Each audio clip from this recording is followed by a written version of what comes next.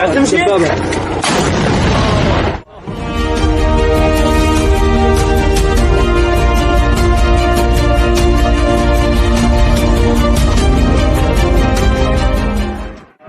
Russia continues its invasion of Ukraine, some observers are warning its forces may get support from an unexpected source: Russian-linked mercenaries stationed in Africa.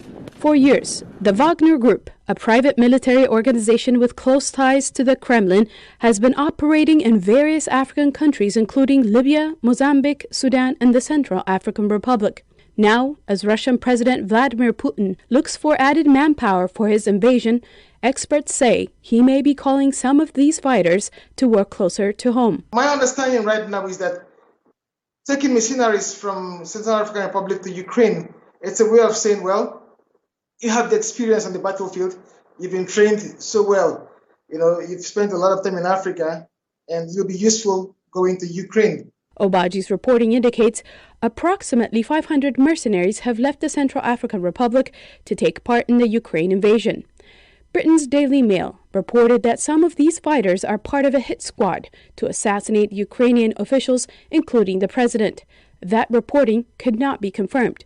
And CNN reports Russia plans to deploy 1,000 mercenaries to Ukraine, citing an unnamed U.S. official. The official told CNN Russian mercenaries that are already in Ukraine have, quote, performed poorly, end quote, and as many as 200 have been killed in the fighting. Despite this, Obaji says these fighters from Africa could still be valuable because of their experience. These people have been very active.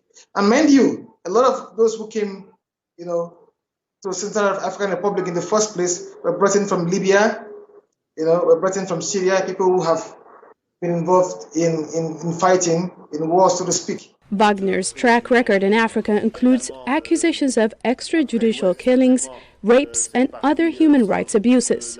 While not a natural fit for the conventional war in Ukraine, they may be tasked to do things that Russia does not want linked to their regular forces, say some experts. The Wagner Group is a great solution for foreign intervention on the cheap. What Russia is doing in Ukraine right now is not that. It is not intervention on the cheap. So in some ways, they have less utility than they would in African countries. However, those Wagner Group soldiers that have had experience fighting with proxy forces, local partners, that is the exact type of thing that we'd expect them to be asked to do in Ukraine.